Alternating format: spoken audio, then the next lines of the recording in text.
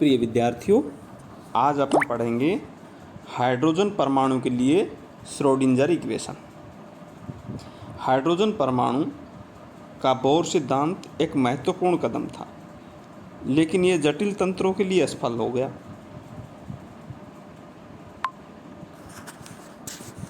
माना कि हाइड्रोजन परमाणु के नाभिक का आवेश Ze तथा इलेक्ट्रॉन का द्रव्यमान नाभिक के द्रव्यमान की तुलना में अत्यंत सूक्ष्म है।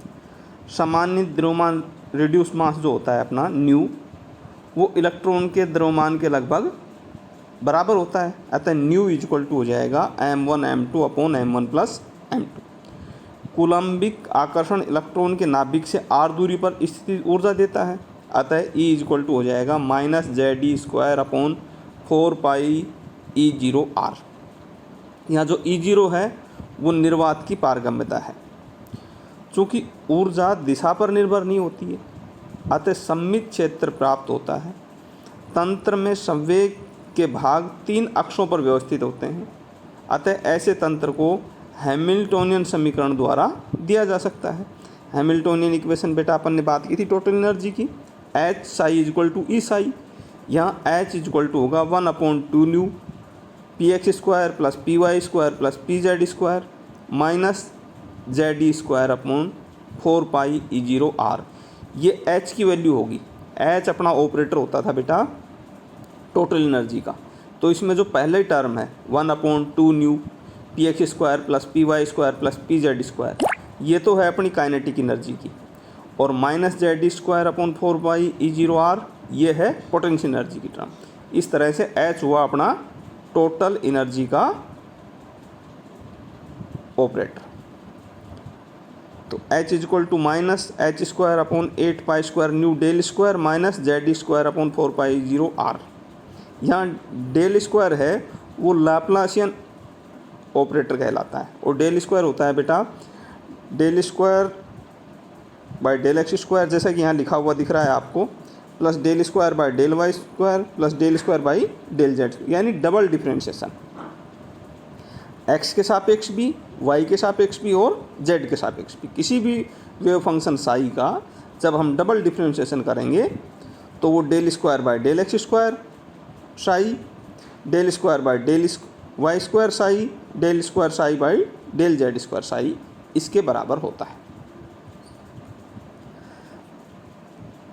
जब तंत्र वृत्तीय सममित है तो कार्टेशियन संयोजक के स्थान पर वृत्तीय ध्रुवीय संयोजक लिख सकते हैं, क्योंकि ये दोनों एक दूसरे से संबंधित हैं। तो ये डेल² की वैल्यू हो गई, और इसको रेडियल में हम लिखेंगे बेटा 1/r² del by del square r² del psi by del r plus 1/r² साइन² theta del by del theta sine theta into del psi by del theta plus 1/r² साइन² थीटा डेल² psi by del theta square plus 8π² nu upon h² bracket E plus Z² upon 4πε0r psi is equal to 0।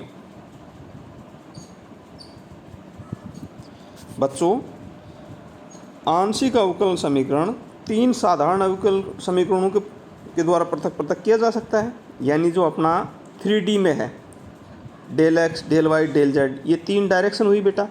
Del x x direction में, del y y direction में और del z z direction में। तो हम इन तीनों को अलग अलग भी कर सकते हैं। x डायरेक्शन लेनी है तो डेल x ले लिया, y डायरेक्शन लेनी है डेल y ले लिया, और z डायरेक्शन लेनी है तो डेल z ले लिया हमने। इन समीकरणों को अगर हमें रेडियल में कन्वर्ट करना है तो r थीटा फाई तरंग फलन साई r थीटा फाई का फलन है। तो psi r theta phi is equal to r r theta theta और फाई फाई, ये इसके रूप में भी हम लिख सकते हैं रेडियल कोऑर्डिनेट्स में।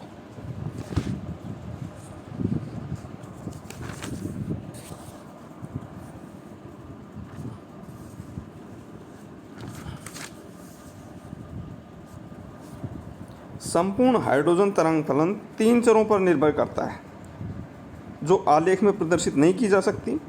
साधारणतः परिधीय तरंग फलन और कोणीय तरंग फलन पृथक रूप से दिए जा सकते हैं। हाइड्रोजन परमाणु में 1s अवस्था निम्नतम अवस्था है। परिधीय फलन जो 1s अवस्था से संबंधित है वह 1s अवस्था Z = 1। क्योंकि इसका परमाणु क्रमांक 1 है ना बेटा, इसलिए ये हो जाएगा RR बराबर हम लिख सकते हैं R1s इक्वल टू आ जाएगा 2/A0 3/2 e⁻⁻R/A0। और इसको बेटा जब आप सोल्व करोगे तो इसकी प्रोबेबिलिटी आ जाएगी 4/A0 3 R² e⁻²R/A0 dr। इस तरह से हम जो हाइड्रोजन लाइक एटम्स हैं, हाइड्रोजन लाइक एटम्स में कौन कौन से आ जाएंगे बेटा, हाइड्रोजन, हीलियम प्लस और लिथियम +2, जिनके अंदर एक इलेक्ट्रॉन होगा, उन सब को हम इस तरीके से व्यवस्थित कर सकते हैं और उनकी एनर्जी की वैल्यू निकाल सकते हैं। फिर अपन बात करेंगे कोणीय तरंग फलन की। कुल तरंग फलन का परिधीय भाग स्पष्ट रूप से दर्शाया गया है। ये केवल सहसंयोजक त्रिज्या r पर निर्भर करता है, क्योंकि इस प्रकार का प्रदर्शन प्रकाश के लिए संबंध नहीं है, क्योंकि इसका कुल तरंग फलन का कोणीय भाग थीटा और फाई पर निर्भर करता है। एक विशिष्ट फलन के लिए जिसमें कोण थीटा और फाई वृत्तीय सममित तरंग फलन बनाने का कोई भाग नहीं हो, तब पूर्ण वन S तरंग फलन दिया जा सकता है।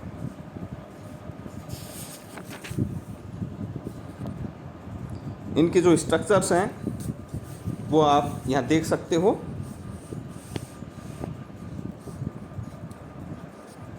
S जो होगा वो अपना स्फेरिकल होगा, Px होगा वो x डायरेक्शन में होगा, Py y डायरेक्शन में होगा और Pz z डायरेक्शन में होगा। ये जो x y z एक्सिस हैं, इनको बच्चों अच्छे से अपने को समझना होगा। ये सभी एक दूसरे से 90 डिग्री पे होती हैं। जैसे अपना कोई कॉर्नर है, उसमें एक अक्ष को हम x एक्सिस मान लेंगे, जो उसके परपेंडिकुलर है उसको y एक्सिस मान लिया, और एक जो खड़ा हुआ भाग है उसको हम z एक्सिस मान लेते हैं, और हम इसी हिसाब से 3D की कल्पना कर सकते हैं। अगर हम एक अक्ष की बात करें तो x अक्ष होगा, दो अक्षों की बात करें तो x और y जो एक प्लेन में आ जाएंगे, और तीन अक्षों की बात करेंगे तो x y और z। हमारी जो किताबें हैं बच्चों वो सभी किस में लिखी हुई होती हैं, 2D में, क्योंकि अगर किताबें 3D में लिखी जाने लगी तो किताबें बंद ही नहीं हो पाएंगी। इसलिए किताबें हमारी 2D में लिखी होती हैं और हम अध्ययन कर रहे हैं 3D की चीज़ों का। तो 3D की चीज़ों के लिए आप अपने मोबाइल के अंदर या अपने लैपटॉप के अंदर या अपने टैबलेट के अंदर जो 3D इमेजिन है वो करके और फिर इसको बहुत अच्छे से समझ सकते हो। और जब हमारी फिजिकली क्लास होंगी तब हम आपको मॉडल्स के द्वारा और भी अच्छे तरीके से समझाएंगे।